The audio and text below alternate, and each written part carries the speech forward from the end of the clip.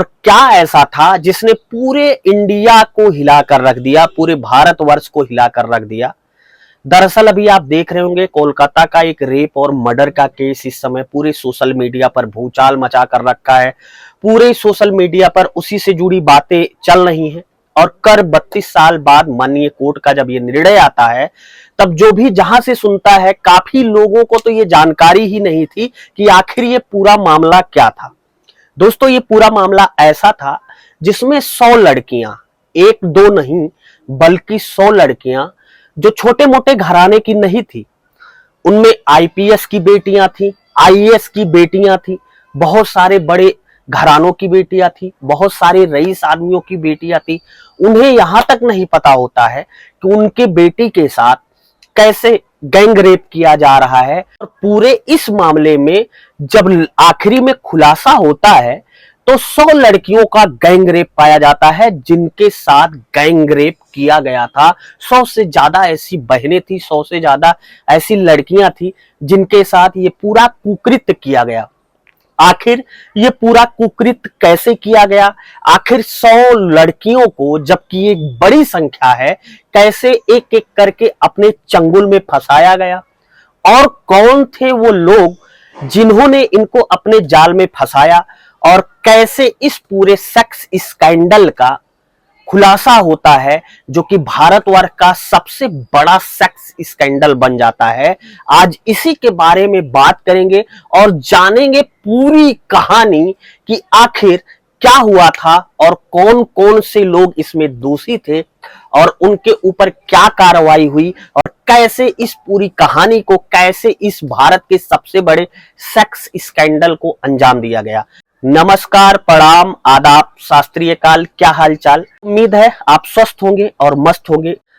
कहानी में आगे बढ़ने से पहले आपसे मेरा बस वही छोटा सा विनम्र अनुरोध है कि चैनल को सब्सक्राइब ना किया हो तो चैनल को सब्सक्राइब कर लेना, साथ में बेल आइकन की बटन को प्रेस कर लेना, ताकि जब भी मैं ऐसी कहानियां, सच्ची कहानियां अपने चैनल पर अपलोड करूं तो उसका नोटिफिकेशन आपको आसानी से आपके मोबाइल पर मिल जाए। फिलहाल बिना देरी किए कहानी की तरफ आगे बढ़ते हैं। तो अजमेर का नाम जैसे ही मन में आता है तो ख्वाजा मोइनुद्दीन चिश्ती की दरगाह और दुनिया के इकलौते ब्रह्मा जी के मंदिर का ख्याल आ जाता है। लेकिन 32 साल पहले इसी अजमेर से जो वारदात उजागर हुई थी, उसने अजमेर शहर की पहचान ही बदल कर रख दी थी। इस बेहद पवित्र शहर की आबोहवा में ऐसे खौफ फैल गया था कि जो भी नाम सुनता था उसकी रूह कांप जाती थी। 1990 से 1992 के बीच यहां कुछ ऐसा हुआ जिसने गंगा जमुनी संस्कृति को कलंक से भी काला कर दिया और अजमेर के सामाजिक ताने बाने पर हमेशा के लिए एक अमिट दाग लगा दिया। और में अजमेर में देश में सबसे बड़ा ये सेक्स स्कैंडल कांड हुआ, जिसे खबरों की दुनिया में अजमेर सेक्स स्कैंडल के नाम से पहचान मिल गई। उसी अजमेर सेक्स स्कैंडल मामले में अब पूरे 32 साल बाद फैसले का दिन आया है। 32 साल पहले हुए अजमेर गैंग रेप और ब्लैक कांड के बाकी बचे 6 आरोपियों को स्पेशल पॉक्सो कोर्ट ने दोषी माना है। मंगलवार यानी कि कल अदालत ने दोषियों को उम्र कैद की सजा सुनाई है। गैंग रेप के सरगना फारूक चिश्ती, नफीस चिश्ती, नसीम उर्फ टार्जन, सलीम चिश्ती, सोहिल गनी, सैयद जमीर हुसैन कल कोर्ट पहुंचे थे, जबकि इकबाल भाटी को दिल्ली से लाया गया था। 100 से ज्यादा स्कूल और कॉलेज की छात्राओं के साथ गैंग रेप और ब्लैकमेलिंग के इस सनसनीखेज मामले में 18 आरोपी थे, जिनमें 9 को सजा सुनाई जा चुकी है। एक आरोपी दूसरे मामले में जेल में बंद है, जबकि एक सुसाइड कर चुका है और एक फिलहाल अभी तक फरार चल रहा है। अदालत ने 6 दोषियों को उम्र कैद की सजा सुनाई है इस पूरे मामले में।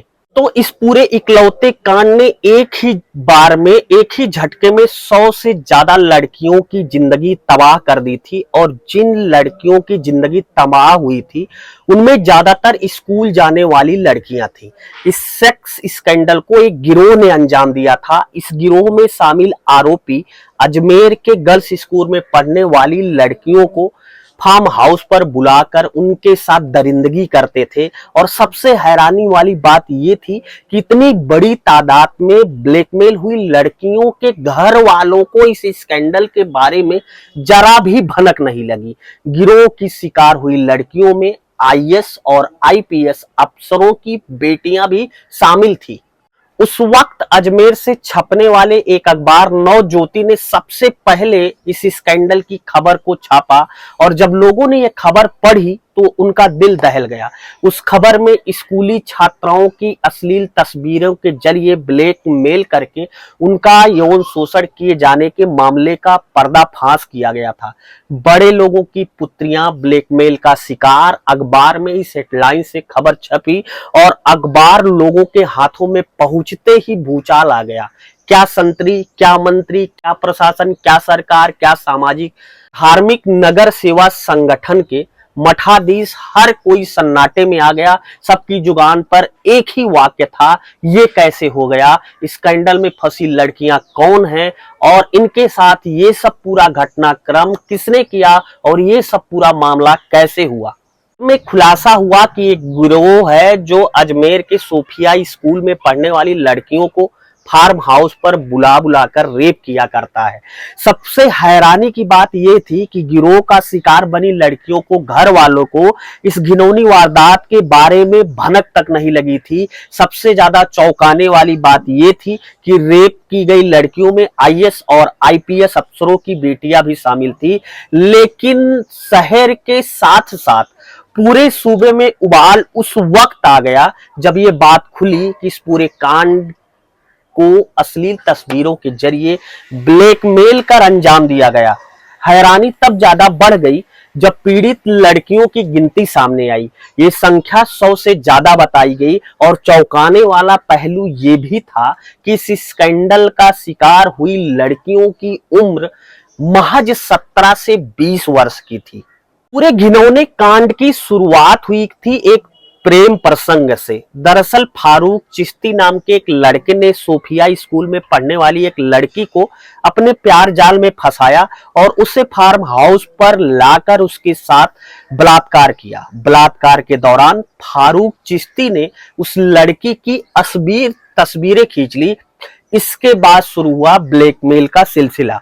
वो उन अश्लील तस्वीरों के जरिए लड़की को ब्लैकमेल करने लगा और स्कूल की दूसरी लड़कियों को बहला फुसलाकर उसी फार्म हाउस पर लाने के लिए उस लड़की को मजबूर करता था। अब वो लड़की बुरी तरह शिकंजे में फंसी थी, इसलिए वो अपनी लड़कियों को, अपनी सहेलियों को और जानने वाली लड़कियों को भी फार्म हाउस ले जाने लगी। और इस तरह इस रेप और ब्लैकमेल का ये सिलसिला चल निकला।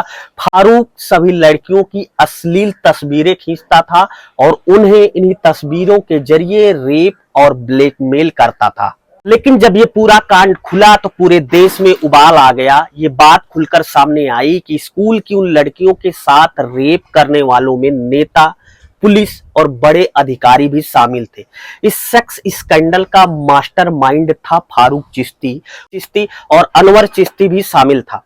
इन तीनों की पहुंच उस दरगाह के खादिमों तक भी थी। इस पहुंच की वजह से रेप करने वालों का वास्ता सियासी और धार्मिक दोनों ही तरह से मठाधीशों से होके गया था। अरे आम अपनी इज्जत की धज्जियों को उड़ते देखकर लड़कियां एक एक कर खुदकुशी करने लगी थी। असल में इस मामले में कोई कुछ नहीं कर पा रहा था। अजीब तरीके से सारा शहर बंधक बन गया था। परिवार, समाज, पुलिस और प्रशासन तक कुछ नहीं कर रहा था। लेकिन 6-7 लड़कियों की खुदकुशी के बाद मामला और भी ज्यादा भयानक रूप ले लिया। इस बीच उस वक्त के पुलिस महानिरीक्षक उमेंद्र भारद्वाज ने बाकायदा प्रेस कॉन्फ्रेंस कर इस सेक्स स्कैंडल को ही झूठा करार दे दिया।